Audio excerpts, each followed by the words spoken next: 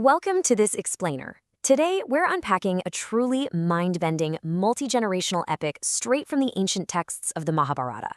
It's a story all about cosmic debt, absolutely devastating hubris, and a family's relentless, and I mean desperate quest for redemption.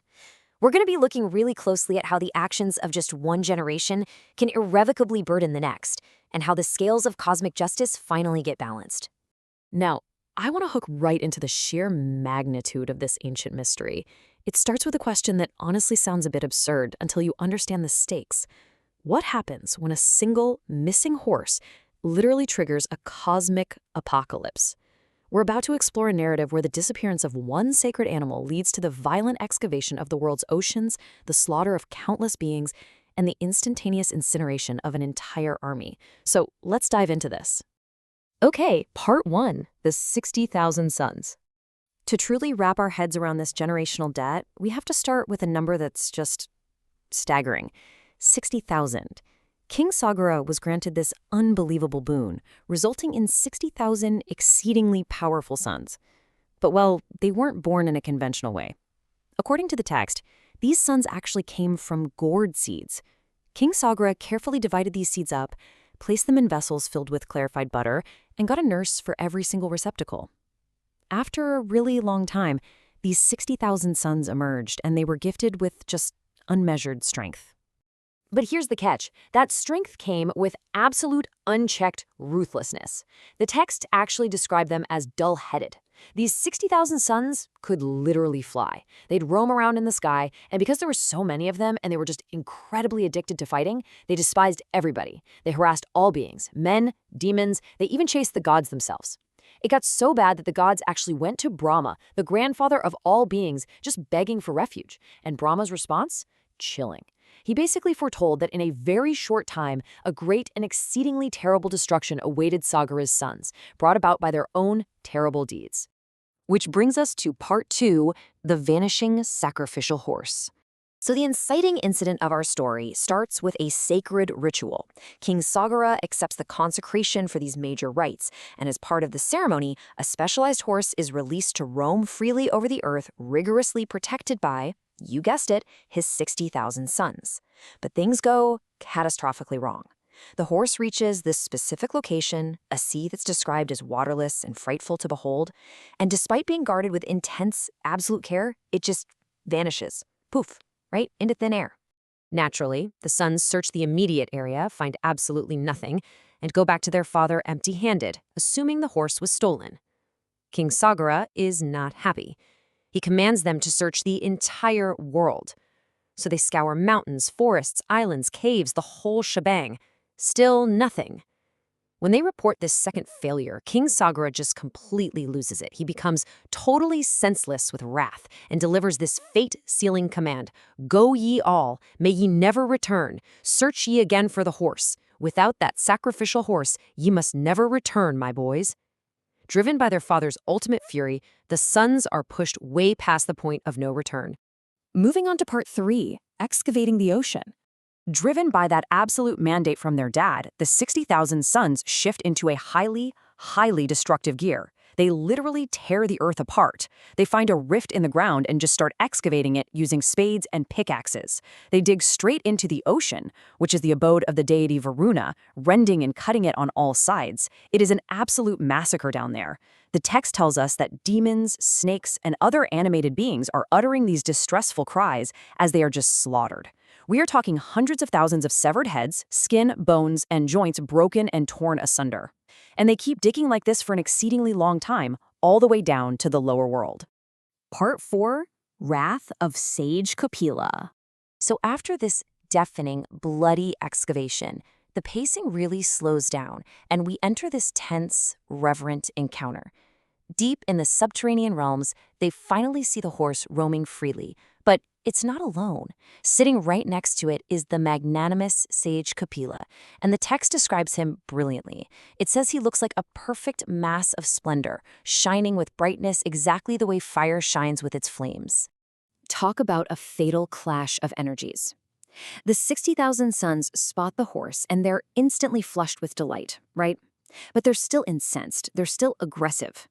Completely blinded by hubris, they pay zero attention to this divine presence and physically rush forward to grab the animal. But sage Kapila, who is the most righteous of saints, simply assumes a fiery look. He doesn't even lift a weapon. He just shoots flames from his very being, and in a single instance burns all 60,000 of the dull-headed sons of Sagara entirely to ashes. Imagine getting that news. The great ascetic Narada delivers the update to King Sagara, and the king is just plunged into this immense, silent grief for nearly an hour. All 60,000 of his sons gone, reduced to ashes in a flash for their arrogance. And this prompts a massive, massive question. How does a king atone for 60,000 lost souls? Their deaths were unhallowed, meaning they are now trapped in hell. How in the world can they ever be purified? Let's look at Part 5, The Righteous King's Dilemma. Before Sagara can even figure out how to save these souls and finish his sacrifice, the text gives us this fascinating sidebar parable just to prove how righteous of a king he truly is. See, he had another son, born to a different wife, named Asamanjas, and this son was deeply, deeply cruel. He actually used to seize the feeble children of the townsmen by the throat and throw them into the river to drown. Terrifying, right? The citizens begged King Sagara for protection, and Sagara, hearing this frightful news, didn't hesitate for a second. To protect his subjects, he actually banished his own begotten son, driving Asamanjas from the city forever. This horrific little micronarrative shows us Sagara's absolute commitment to duty and his people, even when it costs him his own blood. Which perfectly sets up Part 6, a multi-generational quest.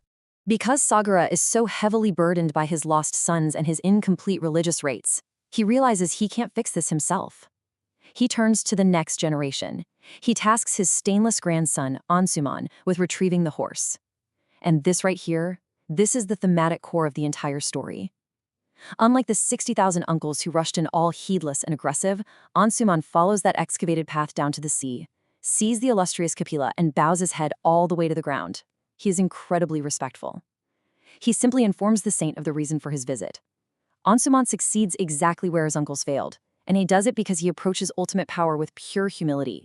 Sage Kapila is deeply pleased by Ansuman's forbearance, his truth, and his righteousness. So he grants Ansuman the sacrificial horse so King Sagara can finally finish his rites. But more importantly, he addresses that huge cosmic debt. Kapila promises that, thanks to Ansuman's ability, Sagara's sons will eventually make it to heaven. But, and it's a big but, it won't happen immediately. Kapila prophesies that it will actually be Ansuman's grandson who, through great austerities, will obtain the favor of Shiva and bring down the celestial river, Ganga, to finally purify the ashes of those 60,000 uncles. So we literally see this epic, multi-generational relay race of cosmic responsibility kick off. King Sagara finishes his sacrifice and ascends to heaven. Ansuman steps up, rules virtuously in his grandfather's footsteps, and then he passes away. Then comes Ansuman's son, Dilipa. Dilipa hears about the awful fate of his 60,000 forefathers and is just sorely grieved. The burden of raising those souls now falls entirely to him. King Dilipa makes every great effort he possibly can to bring the river Ganga down to the mortal world to wash over those ashes. But despite trying to the absolute utmost of his power, he fails. He departs to the forest and eventually to heaven, leaving this ultimate unfulfilled task to his son Bhagiratha. And the text makes a point to specifically note that Bhagiratha is devoted to a virtuous life, he's truthful, and he is totally free from feelings of malice. Basically, he has the exact qualities needed to finally complete this monumental task. Which brings us to the end of our explainer today, leaving us with a really profound question. What cosmic burdens are we carrying for the generations before us, and who will finally wash them away? I mean, it took 4 generations of righteous kings to atone for a single moment of violent hubris by those 60,000 sons. It really makes you wonder about the invisible debts we might be inheriting, and leaves you anticipating exactly how the truthful Bhagiratha will finally bring the mighty Ganga down to earth to complete this epic purification. Thanks so much for joining me on this journey into the text.